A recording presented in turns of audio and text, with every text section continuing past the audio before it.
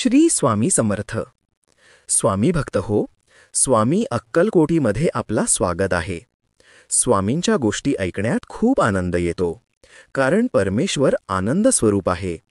खरा आनंद ईश्वराच्या सानिध्यातच आहे. म्हणून स्वामींचे जेव्हाही नाव घेतले तर आपले मन प्रसन्न आणि तो दिवस मंगलमय होऊन जातो. तर ऐकूया आजचा प्रवचन, नित्य स्वामी दर्शन, दिवस 15वा.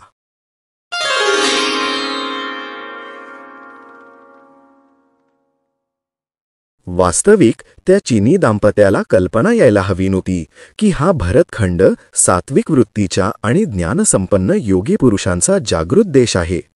आपण हिमालयात वावरत आहोत. इथे अनेक यती आणि जती आहेत, परंतु त्यांच्या तारुण्याला अध्यात्म विचार शिवला नाही आणि त्याची परिणती स्वामींसारख्या दत्तावतारी सिद्ध पुरुषाच्या समोर कामक्रीडा करताना त्यांच्या शारीर बदलात झाली.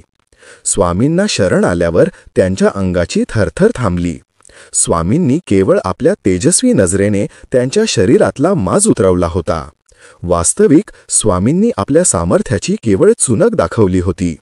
स्वामी खरोखरच रागावले असते तर त्या बर्फाच्छादित हिमालयात चिनी दाम्पत्याच्या कामक्रीडेने विव्हल झालेल्या शरीराचा काळाभोर कोळसा झाला असता.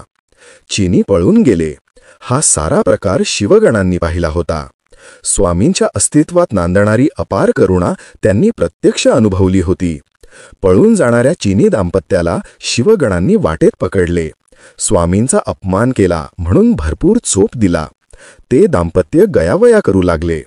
आश्चर्य म्हणजे त्यांनी पुन्हा स्वामींचे नाव घेतले आणि ते करुणा भाकू लागले.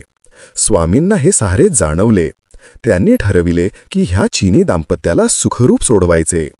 शिवगण त्या जोडप्याला अक्षरशः झोडपत असताना स्वामींनी एक चमत्कार केला. त्या दाम्पत्याचे पक्षाच्या जोडीत रूपांतर केले आणि ते दोन पक्षी चिनी प्रदेशाकडे उडत गेले. स्वामींनी हा चमत्कार शिलाखंडावर बसूनच केला होता. भिऊ नकोस, मी तुझ्या पाठीशी आहे. अनुभव असा आहे की खूप लोकांना समाजात वावरताना वागावे कसे हे कळत नाही. आपल्या मूर्ख वागण्यामुळे दुसऱ्याला त्रास होतो याची जाणीवच त्यांना होत नाही. त्याचा शेवट काय होतो तर असह्य दुःखांना मग अशा लोकांना सामोरे जावे लागते. आपल्या दुःखाचे कारण नेमके काय आहे याचा शोध खरे तर प्रत्येकानेच घ्यायला हवा.